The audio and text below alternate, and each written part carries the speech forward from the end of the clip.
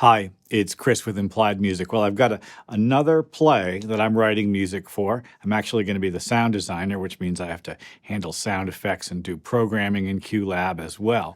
But I want to show you my Logic template for the show. I always build a template of instruments. Basically, I kind of make a deal with a band that I'm going to use for all of the tracks. This show is Cyrano de Bergerac, Rostand's play, an 18th century play written about a 17th century guy set in 1640. It takes a special group of instruments and a certain alignment to a very special period of musical history. Well, let's take a look at it today.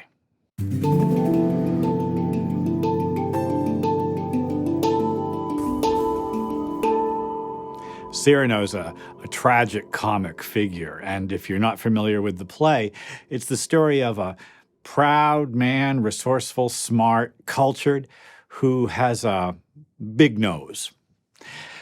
It's been made into a couple of movies. Roxanne comes to mind, starring Steve Martin.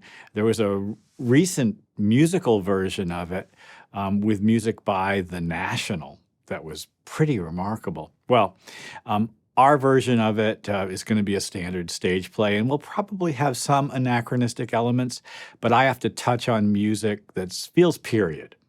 And that means music from France in the middle of the 17th century. 1640 is when a lot of the action takes place. And it means I've had to listen to music composed by Lully, Couperin, etc. Lully is an interesting character. He was Louis XIV's, the Sun King's conductor and composer, and Lully managed to use a staff to conduct and stab himself in the foot and kill himself. He killed himself conducting. Well, period instruments. Let's take a look at what I'm using. Now, I guess it's no surprise to you that mostly we'll be using sampled-based instruments. And so the very first thing is this lovely harpsichord from the Conservatoire collection of Sonic Couture. And I've leaned heavily on this collection. Fascinating sound.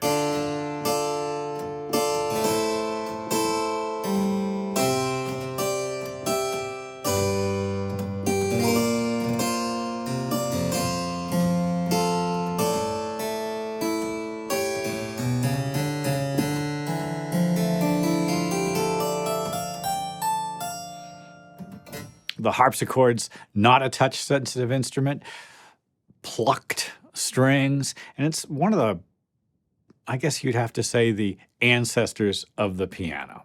Well, I've used a few keyboard instruments, but the next instrument in my suite is also from the Conservatoire collection, and it's the theorbo. It's like a lute.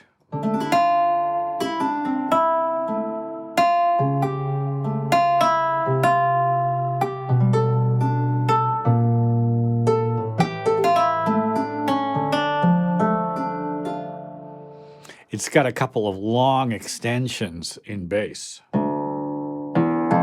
Those notes just ring out when you're ordinarily playing it. Beautiful sounding instrument. I've seen Sting play one. Well, the psaltery is a kind of a dulcimer-y type instrument, which is, again, just ringing out.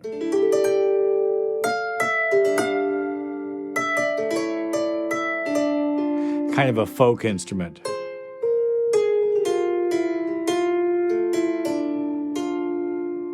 Beautiful, kind of plucky, and I'm going to use that for some of the music that feels more secular and like folk music in the street. To that end, I'm still looking for a good hurdy-gurdy patch. I think I have one. I haven't added it yet, but I'm going to try to find one. That's that hand-cranked instrument that feels a little bit like somewhere between a bowed instrument and a keyboard instrument. Well, more keyboard instruments. From this period, the clavichord, a tiny little home instrument, which is, well, it's like a clavinet, really. I mean, you think about how the clavinet works with a foot that comes down onto the string.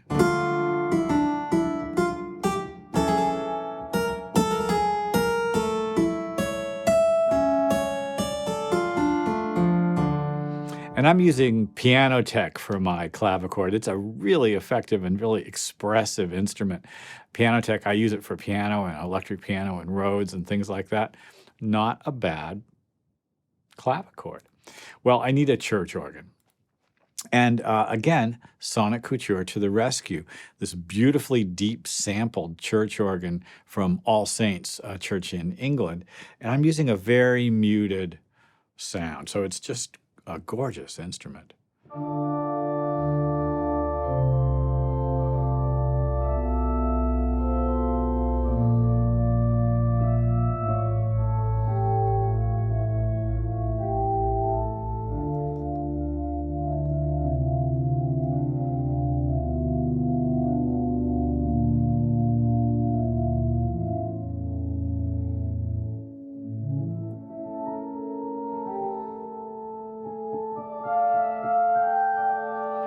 I'll probably use that for all the deeply emotional stuff. There's a big scene at the end where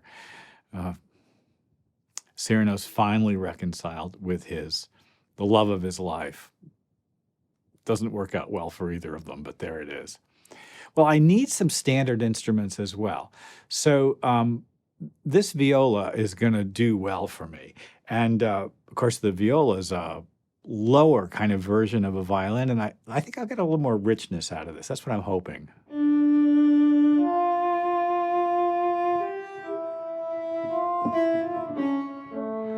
And I'm using Embertone's violin. I have all of the solo strings from that collection. I have the bass and the cello and the violin. Viola's pretty. And I'm using continuous controller data to give me expression. I think it'll be beautiful as a sound in ensemble. And to that end, also, I'm going to use the bass from that same instrument collection, probably pits most of the time.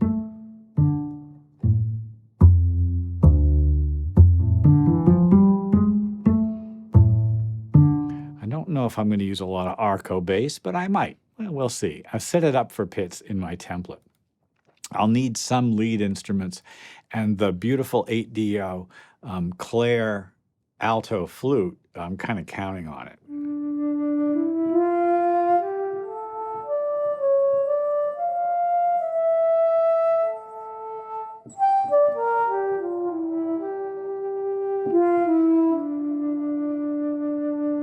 It's a lovely instrument. It's going to work out well.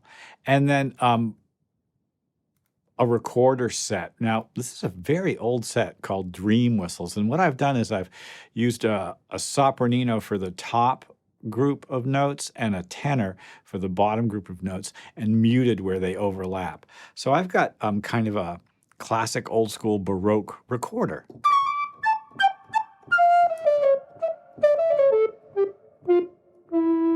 I can also play it as an ensemble.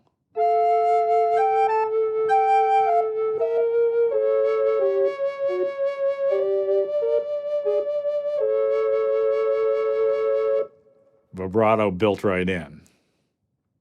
Dream Whistles, it's called. I don't even think it's still available, but man, I've used it a lot. Okay, so here's something that I think is going to work for me, and I'm just hoping for an effective kind of arrangement trick. Now, this kind of very strange instrument, the Nailstrom, is sort of a cigar box guitar, but if you use just the plucked version of it,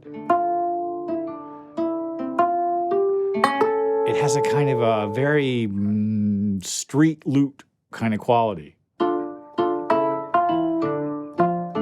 And all those beautiful fret noises and finger noises, I think are going to help a lot.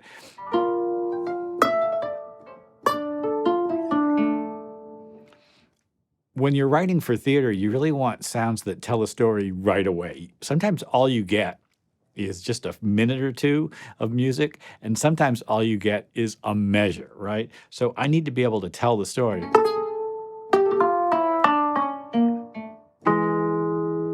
in just a phrase, and that's why the quality of the sound needs to tell the story as well.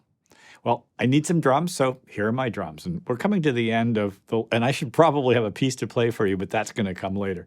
So here are the instruments that I'm going to use for drums. First of all, the remarkable sound iron rick drum, which also has a daf built into it, which is another Middle Eastern drum. It's very expressive, and it's got a little click, and also, let's see if I can find one. Yeah, some kind of like shakery tones built in.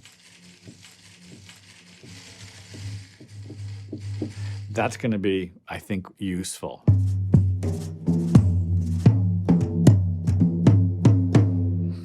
It sounds kind of Renaissance-y, sort of medieval in a good way, very folky. Now, to that end, I've got toms that are period instruments as well.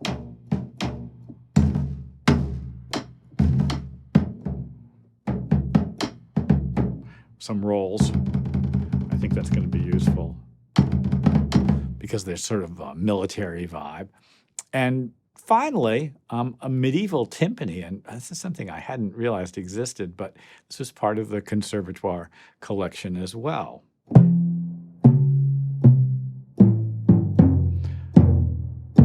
My orchestration teacher once told me the timpani is the bass of the orchestra. You'd think that it would be the double bass, but no, apparently it's...